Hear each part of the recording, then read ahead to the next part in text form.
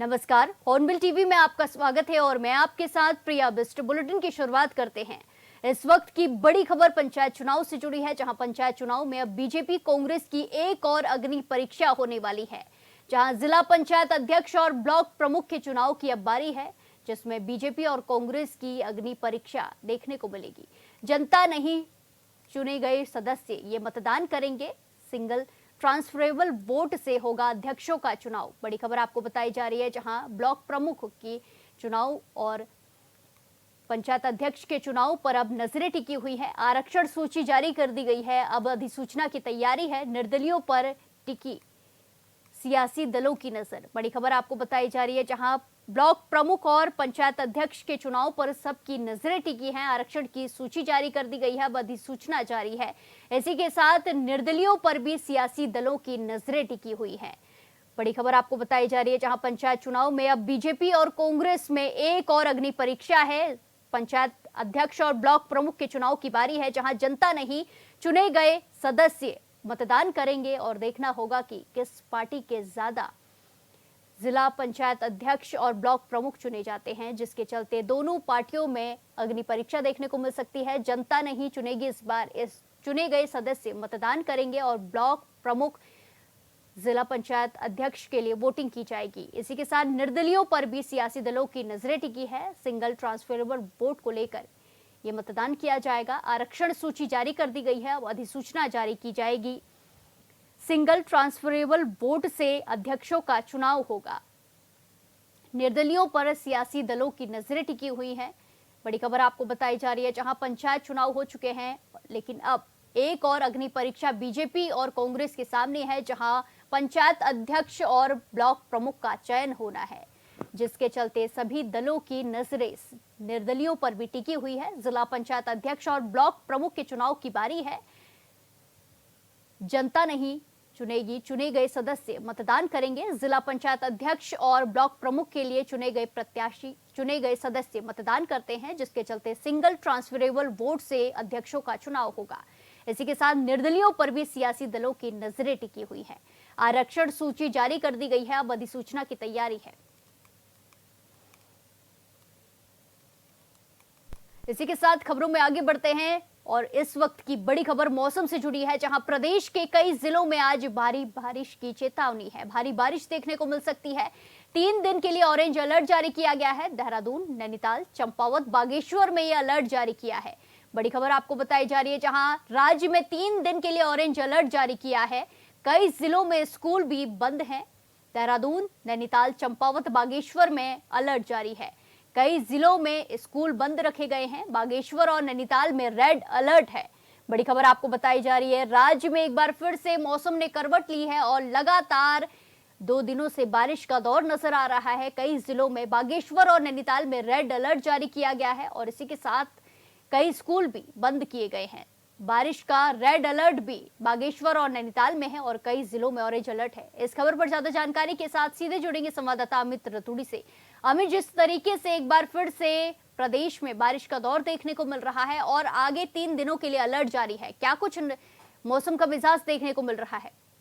देखिए प्रिया, आपको बताऊं तो मौसम विभाग की तरफ से ये निर्देश दिए गए हैं। उनकी तरफ से कल पूर्वानुमान जारी किया गया है, जिसके तहत अगर हम आज की बात करें तो आज कुछ जनपदों में प्रदेश के, जिसमें खासकर की बागेश्वर, नैनीताल है, जहां के लिए रेड अलर्ट जारी किया गया है। दूसरी तरफ जो अन्य जनपद हैं, जिसमें कि चंपावत है, पिथौरागढ़ है, देहरादून है, इन जनपदों में भी भारी बारिश का अलर्ट जारी किया गया। इसी के मद्देनजर जिला आपदा प्रबंधन विभाग के पास चूंकि सूचना पहुंचाई गई थी, उसके पश्चात उन्होंने संबंधित विभागों को अलर्ट पर रखा गया है। साथ ही साथ अगर हम बात करें तो बागेश्वर, नैनीताल, चंपावत, पिथौरागढ़, देहरादून, इन जनपदों में अगर हम बात करें तो जो स्कूल्स हैं, जो कक्षा 1 से लेकर 12वीं तक है, उनको आज के लिए बंद किया गया है, ताकि कोई भी अप्रिय घटना ना होने पाए। तो ऐसे में अगर हम बात करें तो मुझे हिसाब से मौसम विभाग का जो पूर्वानुमान था बिल्कुल सटीक साबित हुआ है और कल देर रात से ही लगातार बारिश का दौर शुरू है। खासकर पहाड़ी जनपदों में, जिस तरीके से हमने बताया कि बागेश्वर हो, चंपावत हो, नैनीताल हो, वहां पर लगातार नदियां उफान पर हैं, लगातार रोडें अवरुद्ध हो रही हैं, क्योंकि लगातार भूस्खलन हो रहा है पहाड़ी से मलबा आने के कारण। तो ऐसे में दूसरी तरफ देहरादून की बात करें, देहरादून में बिंदाल, रिस्पना, सोंग नदी ये अपने उफान पर चल रही हैं और मौसम का जो मिजाज है वो लगातार पूरे प्रदेश में बारिश का दौर शुरू है, तो इसी के मद्देनजर मौसम विभाग ने चूंकि अलर्ट जारी किया था, उसी के दृष्टिगत जो है आज जी 5 जनपदों में जो है स्कूलों को संबंधित जनपदों के जिलाधिकारियों के द्वारा स्कूलों को बंद रखा गया है। साथ ही साथ आपदा प्रबंधन विभाग के साथ साथ संबंधित जो पुलिस विभागों को भी अलर्ट पर रखा गया कि आप अपने संबंधित जो आपके जो थाना क्षेत्र है वहां पर आप गश्त को बढ़ाते हुए और संबंधित जो नदी किनारे, नदी नालों किनारे, वहां पर आप लाउड स्पीकर के जरिए लोगों को वहां पर जाने से रोकें ताकि कोई भी अप्रिय घटना ना होने पाए। प्रिया जी बिल्कुल अमित, जिस तरीके से बारिश का दौर एक बार फिर से शुरू हो गया है और दूसरी तरफ चारधाम यात्रा भी चल रही है, ऐसे में क्या कुछ देखने को मिल रहा है? क्योंकि बीते दिनों जो केदारनाथ धाम का मार्ग था कहीं पर क्षतिग्रस्त हुआ था, जिसके चलते ये भी अपील की गई थी कि केदारनाथ धाम यात्रा 2-3 दिनों के लिए अभी स्थगित की गई है, रोकी गई है, तो क्या कुछ अपडेट है? देखिए, अगर हम चारधाम यात्रा की बात करें, चारधाम यात्रा में चूंकि केदारनाथ है, केदारनाथ यात्रा जो है सोनप्रयाग से गौरीकुंड तक शटल सेवा यानी जो प्राइवेट जो टैक्सी मैक्सी केबन के जरिए जाते हैं, तो वो यात्रा चूंकि हमने देखा था 3 रोज पूर्व की वो वहाँ बाधित हो रखी थी, लगातार मलबा आ रहा था, रोड टूट गई थी, तो ऐसे में वहाँ पर लोगों को पैदल रास्ते के जरिए आवाजाही करने के लिए कहा गया था। लेकिन जिस तरीके से मौसम विभाग का जो मिजाज है, मौसम विभाग ने जिस तरह पूर्वानुमान जारी किया है, वो मौसम का जो मिजाज चल रहा है पूरे प्रदेश में, ऐसे में फिलहाल यात्रा स्थगित की गई है। और दूसरी तरफ हम गंगोत्री की बात करें, यमुनोत्री की बात करें, तो यहाँ पर चूंकि गंगोत्री मार्ग तक पूरी गाड़ियां चलती हैं, लेकिन वो भी सुचारू है। लेकिन जो यमुनोत्री मार्ग है, चूंकि यमुनोत्री जानकी चट्टी से अगर हम बात करें तो पैदल रास्ता चलता है 5 किलोमीटर का, तो वहां पर फिलहाल यात्रा को रोका गया क्योंकि वो पूरा पहाड़ी रास्ता है, पैदल रास्ता है, तो ऊपर से अगर हम बात करें पहाड़ी से बोल्डर गिरने का खतरा या भूस्खलन होने का खतरा रहता है, तो ऐसे में फिलहाल वो यात्रा रोकी गई है। और संबंधित जिलाधिकारियों को अगर हम बात करें तो चूंकि मुख्यमंत्री पुष्कर सिंह धामी ने भी निर्देश दिए हैं कि जो मौसम विभाग का पूर्वानुमान जो मौसम विभाग जताता है उसके अनुसार संबंधित जिलाधिकारी, संबंधित जो जिला आपदा प्रबंधन जो विभाग है वो उस पर कार्रवाई करे ताकि कोई भी अप्रिय घटना ना होने सके। ऐसे में फिलहाल के लिए जब तक मौसम सामान्य नहीं होता, जब तक स्थिति सामान्य नहीं होती, तब तक के लिए ये यात्राओं को फिलहाल स्थगित किया गया है, रोका गया कुछ समय के लिए, ऐसे में ताकि कोई अप्रिय घटना न होने पाए। जी बिल्कुल अमित, धन्यवाद हमारे साथ जानकारी साझा करने के लिए। इसी के साथ खबरों में आगे बढ़ते हैं। उत्तराखंड के पर्वतीय क्षेत्रों की बंजर भूमि अब आत्मनिर्भरता और सामूहिक प्रगति की मिसाल बनेगी। पौड़ी की पाबो क्षेत्र में कैबिनेट मंत्री डॉक्टर धन सिंह रावत ने वीर माधो सिंह भंडारी सामूहिक सहकारी खेती योजना का शुभारंभ किया। इस अवसर पर मंत्री ने किसानों के साथ खेतों में उतरकर फूलों के बीज रोपण कर साझा खेती की इस महत्वाकांक्षी योजना को धरातल पर आकार दिया। आपको बता दें कि मोटे अनाज और फूलों की खेती की जाएगी, जिससे न केवल भूमि का पुनर्जीवन होगा बल्कि स्थानीय किसानों को आय का नया जरिया भी मिलेगा। इस योजना के अंतर्गत किसानों को एक क्लस्टर मॉडल में संगठित कर सामूहिक खेती की जा रही है। वहीं मंत्री धन सिंह रावत ने कहा कि वीर माधो सिंह भंडारी सहकारी खेती किसानों की आय में वृद्धि की दिशा में एक निर्णायक पहल है।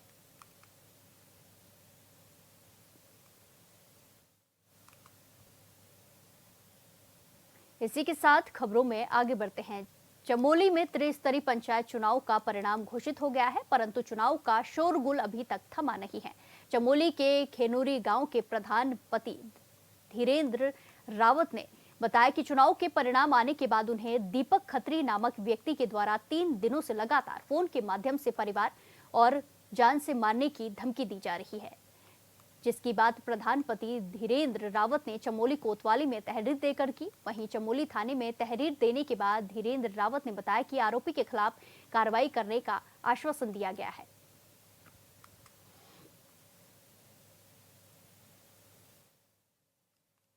थाने में गया था, मुझे पुलिस प्रशासन पे पूरा भरोसा है, जनपद चमोली के पुलिस प्रशासन पे मेरी सुनवाई जरूर होगी, क्योंकि मुझे लगातार मेरी पत्नी इस बार त्रिस्तरीय पंचायत चुनावों में प्रधान का चुनाव लड़ी है और जीत के आई है। और मुझे जीतने के बाद लगातार 2-3 दिनों से इतना टॉर्चर किया जा रहा है और मेरी लगातार 2-3 दिन कॉल, और कल रात इतनी हद हो गई कि मतलब मेरे पूरे परिवार को जान से मारने की धमकी और हमारे पूरे परिवार पे झूठे मुकदमे लगवाने की धमकी और मुझे जान से मारने की धमकी और प्रधान की कुर्सी 1 महीने में खाने की धमकी दी गई है। और माननीय उच्च न्यायालय नैनीताल हाईकोर्ट की तक धमकी दी गई है कि हम हाईकोर्ट से ये करवा लेंगे। एक दीपक सिंह खत्री नाम का व्यक्ति है जो इस प्रकार की मुझे धमकी दे रहा है और मैं माननीय उच्च न्यायालय की मैं हमेशा न्यायालय का सम्मान करता हूं कि आपके नाम से इस प्रकार की मुझे धमकियां दी जा रही है और मैं कल या परसों माननीय न्यायालय की शरण में जरूर जाऊंगा। मैं इन लोगों से बढ़िया मरना चाहूंगा न्यायालय की शरणों में, वहीं आत्महत्या कर दूंगा मैं।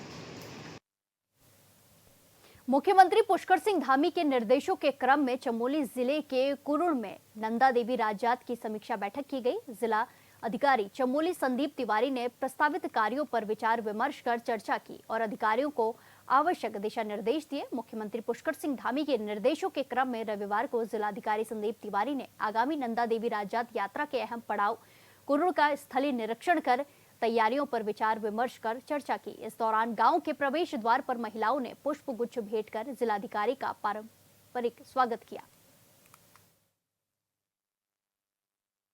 आज कुरुड़ स्थित पीठ में नंदा बड़ी जात की बैठक संपन्न हुई। वहाँ के सभी विभागों के अधिकारी और स्थानीय प्रतिनिधियों के साथ एक बैठक की गई, जिसमें पार्किंग, पेयजल, शौचालय, साफ सफाई और आवास की व्यवस्था, मंदिर प्रांगण के सौंदर्यीकरण, विस्तारीकरण पर चर्चा हुई। उसके अतिरिक्त जो स्थानीय प्रतिनिधियों की डिमांड्स थी उनको सुना गया और जो भी उनकी डिमांड्स हैं समन्वय करते हुए शासन से बजट की मांग की जाएगी और प्रयास किया जाएगा जल्द ही सभी कार्य। हरिद्वार के बहादुराबाद स्थित मां Ganga maternity and I care में एक ही दिन में 2 गर्भवती महिलाओं की मौत से सनसनी फैल गई है। परिजनों ने अस्पताल प्रशासन पर लापरवाही का आरोप लगाते हुए कहा कि डॉक्टरों ने समय रहते कोई कार्रवाई नहीं की। इसी को लेकर भीम आर्मी कार्यकर्ताओं ने अस्पताल में हंगामा कर तोड़फोड़ की कोशिश की। वहीं मौके पर पहुंची पुलिस ने मोर्चा संभाला।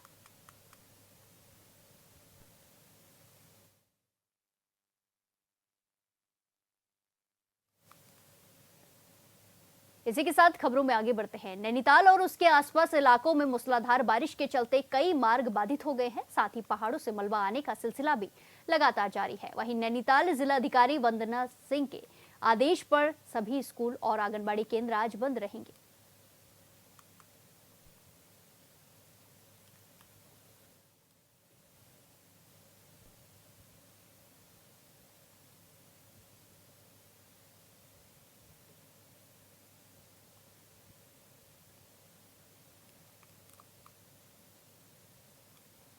बागेश्वर पुलिस अधीक्षक चंद्रशेखर के निर्देश में बागेश्वर पुलिस नशा तस्करों के मंसूबों को लगातार नाकाम कर रही है। बागेश्वर पुलिस ने 2.511 किलोग्राम अवैध चरस के साथ 3 अभियुक्तों को गिरफ्तार किया है। बरामद अवैध चरस की अंतर्राष्ट्रीय अनुमानित कीमत 15 लाख रुपए बताई जा रही है। चरस तस्करी में प्रयुक्त वाहन को भी सीज कर दिया गया है।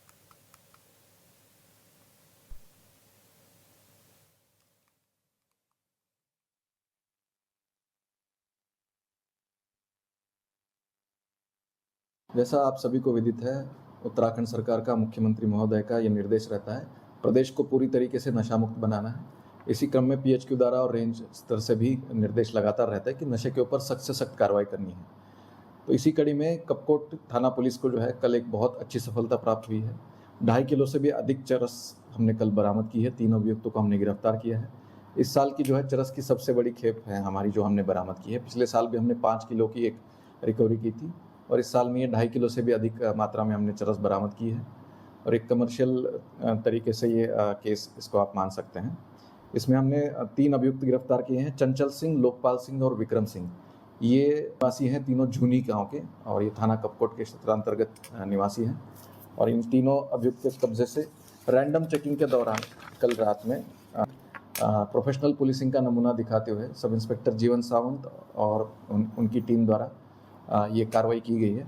इस पूरी कार्रवाई के लिए मैं सीओ कपकोट, सीओ ऑप्स हमारे टू सीओ बागेश्वर हैं और एसओ कपकोट, सब इंस्पेक्टर जीवन सावंत और थाना कपकोट की पूरी पुलिस टीम को मैं बहुत बहुत शुभकामनाएं देता हूं। बहुत बहुत इसी के साथ खबरों में आगे बढ़ते हैं। नशा मुक्त देवभूमि 2025 मिशन को लेकर हरिद्वार पुलिस सतर्क हो गई है। शनिवार को थाना पिरान कलियर क्षेत्र अंतर्गत चौकी धनौरी में नगर पंचायत कलियर धनौरी इमली खेड़ा सहित आसपास क्षेत्र के मेडिकल स्टोर संचालकों के साथ एक विशेष बैठक आयोजित की गई। पुलिस अधिकारियों ने बताया कि युवाओं में नशीली दवाइयों का बढ़ता चलन गंभीर चिंता का विषय है। मेडिकल स्टोर संचालकों को स्पष्ट निर्देश दिए गए हैं कि किसी भी नशीली दवा या इंजेक्शन को डॉक्टर की पर्ची के बिना न बेचा जाए।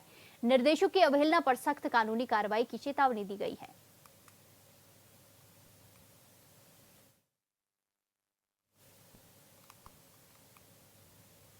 नैनीताल हाईवे पर सफर कर रहे लोगों के लिए बड़ी खबर है। काठगोदाम से आगे नैनीताल की ओर जाने वाला रास्ता मलबा और बोल्डर गिरने से पूरी तरह बंद हो गया है। लगातार हो रही भारी बारिश की वजह से सड़क पर कई जगह भूस्खलन हुआ है। इस स्थिति को देखते हुए पुलिस प्रशासन ने अलर्ट जारी कर दिया है और यात्रियों से अपील की है कि वो अनावश्यक यात्रा न करें।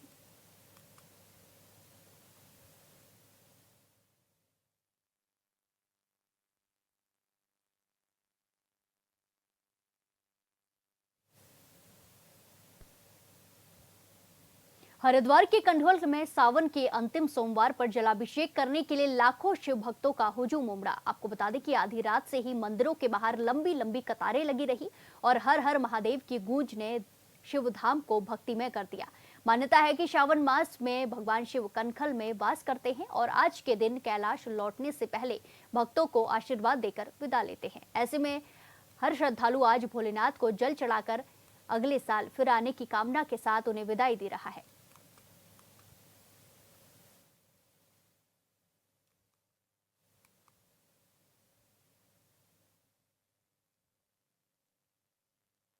यहाँ आज चूंकि श्रावण का आखिरी सोमवार है और भगवान शिव जी ने राजा दक्ष को वचन दिया था कि पूरे श्रावण मास को इसी यहाँ रह करके कंधल नगरी में रह करके सृष्टि का संचालन यहीं से करेंगे। तो ऐसी मान्यता है कि भगवान शिव साक्षात यहाँ विराजमान है और इसी श्रद्धा और आस्था से सभी लोग यहाँ भगवान शिव का जलाभिषेक करते हैं, उनको प्रणाम करते हैं, उनका पूजन करते हैं। और आपने देखा होगा सुबह 4 बजे भीषण बारिश के बावजूद भी यहाँ लाइन लगी है, लोग अपना यहाँ जलाभिषेक करने आते हैं। आज आखिरी सोमवार भी हाँ, चूंकि आज श्रावण का आखिरी सोमवार है और चूंकि पवित्र श्रावण का जो महीना है, इसमें सभी की मनोकामना पूरी होती है और बड़ी आस्था और बड़ी श्रद्धा के साथ लोग यहाँ आते हैं।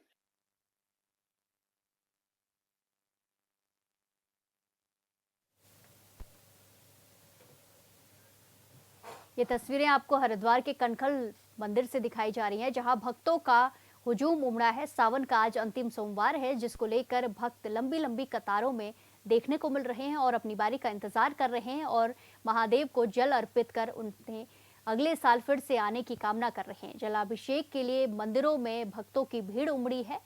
लगातार भक्त मंदिर पहुंच रहे हैं और जलाभिषेक कर रहे हैं और अगले साल दोबारा से सावन में शिव के आने की मनोकामना कर रहे हैं। हरिद्वार से तस्वीरें आपको दिखाई जा रही हैं। हरिद्वार कनखल महादेव मंदिर से तस्वीरें हैं, जहां भक्तों की लंबी लंबी कतारें लगी हुई हैं। हरिद्वार के कनखल में सावन के अंतिम सोमवार पर जलाभिषेक करने के लिए लाखों शिव भक्तों का हुजूम उमड़ा है।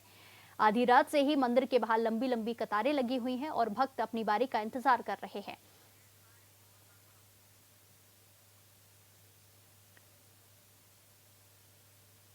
इस खबर पर ज्यादा जानकारी के साथ सीधे जुड़ेंगे संवाददाता प्रवेश राय से। प्रवेश, जिस तरीके से आज सावन का अंतिम सोमवार है, क्या कुछ मंदिरों में देखने को मिल रहा है? किस तरीके का नजारा देखने को मिल रहा है?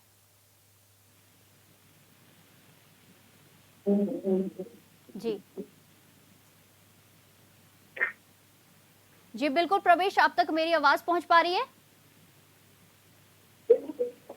जी बिल्कुल, जिस तरीके से मंदिरों में भक्तों का हुजूम उमड़ा है, क्या कुछ देखने को मिल रहा है? क्या कुछ नजारा है?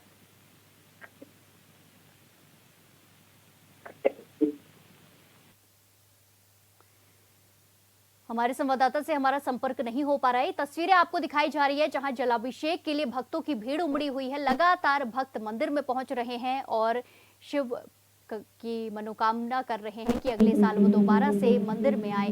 ये तस्वीरें आपको दिखाई जा रही हैं हरिद्वार से, जहां कनखल में सावन के अंतिम सोमवार पर जलाभिषेक करने के लाखों शिव भक्तों की भीड़ उमड़ी है। आधी रात से ही मंदिरों के बाहर लंबी लंबी कतारें लगी हुई हैं। आपको बता दें कि सावन महीने में भगवान शिव कनखल में वास करते हैं, ऐसी मान्यता है, जिसको लेकर लगातार भक्त मंदिर परिसर में पहुंचे हैं। इसी के साथ खबरों में आगे बढ़ते हैं। देश भर के मंदिरों में भगवान शिव के महीने यानी सावन की धूम मची हुई है। कई लोग कावड़ लाकर भगवान भोले शंकर को खुश कर रहे हैं, तो वहीं नैनीताल के घोड़ाखाल मंदिर में भगवान शिव और न्याय के देवता गोलू देवता को दूध स्नान कराकर भक्त खुश हो रहे हैं। साथ ही प्रार्थना कर रहे हैं कि भगवान शिव और गोलू देवता उनको और प्रदेश को दुखों और आपदा और अन्य कष्टों से दूर रखेंगे। ये तस्वीरें आपको गोलू देवता के मंदिर से दिखाई जा रही है, घोड़ाखाल मंदिर से दिखाई जा रही है, जहां भक्तों की लंबी लंबी कतारें लगी हुई है। सावन के आखिरी सोमवार के दिन भक्त मंदिर परिसर में पहुंचे हैं और नैनीताल के घोड़ाखाल मंदिर में भगवान शिव और न्याय के देवता गोलू देवता की दुग्ध स्नान कर पूजा की जा रही है। जलाभिषेक और दुग्ध स्नान कराया जा रहा है और साथ ही में प्रार्थना की जा रही है कि भगवान शिव और गोलू देवता उनको और प्रदेश को दुखों और आपदा और अन्य कष्टों से दूर रखे। ये तस्वीरें आपको दिखाई जा रही है नैनीताल के घोड़ाखाल से, जहां गोलू देवता का मंदिर स्थित है, जहां की बहुत मान्यता है। भगवान से खुशहाली की कामना कर रहे हैं। ये 30 तस्वीरें आपको दिखाई जा रही है जहां भगवान शंकर को खुश करने के लिए भक्त पहुंचे हैं। घोड़ाखाल के गोलू देवता मंदिर में पहुंचे हैं, जहां नैनीताल में लगातार भक्तों का हुजूम उमड़ा हुआ है। श्रावण शुक्ल पक्ष की नवमी तिथि रविवार के दिन बड़े भर के अवतार गोलू देवता मंदिर घोड़ाखाल में दुग्ध अभिषेक चल रहा है। सुंदरकांड का पाठ व रुद्री पाठ हवन आदि का आयोजन किया गया है, जिसमें कि सभी भक्तजन बढ़ चढ़कर भागीदारी बन रहे हैं। जो शिव जी के प्रिय मास है, सभी लोग जानते हैं शिव जी को दुग्ध अति पसंद है। बड़े भैरव के अवतार होने के कारण गोलू देवता और दूधाधारी होने के कारण गोलू देवता को भी दूध से स्नान कराता है सावन में। यह प्रथा हमारे स्वर्गीय श्री केदारदत्त जोशी पिताजी, जो यहाँ के पूर्व पुजारी जी के द्वारा शुरू किया था 52 साल पहले, जो कि आज यह भव्यता का रूप ले चुका है। आज सावन के इस महीने में पिछले 55 सालों से लगातार यहाँ पर गोलजू का दुग्ध स्नान किया जाता है। जो परिवार अपने घरों में शिवार्चन नहीं कर पाते, उन परिवारों के लिए विशेषकर यहाँ पर गोलजू का दुग्ध स्नान करना शिवार्चन के बराबर का लाभ देता है। और ये सभी भक्तों के लिए पहले तो इसकी संख्या बहुत कम हुआ करती थी, लेकिन आज इसकी मान्यता इतनी है कि काफी दूर दूर से लोग यहाँ आकर के गोलजू का दुग्ध स्नान करते हैं। उसके बाद यहाँ पर जिस दूध से स्नान किया जाता है, उस दूध का खीर बना करके भंडारा करवाया जाता है। इसके अलावा सभी लोगों को अन्न भंडारा भी दिया जाता है और प्रसाद के रूप में खीर का वितरण किया जाता है। इस बुलेटिन में फिलहाल के लिए इतना ही। बाकी तमाम खबरों के लिए देखते रहिए हॉर्नबिल टीवी। नमस्कार।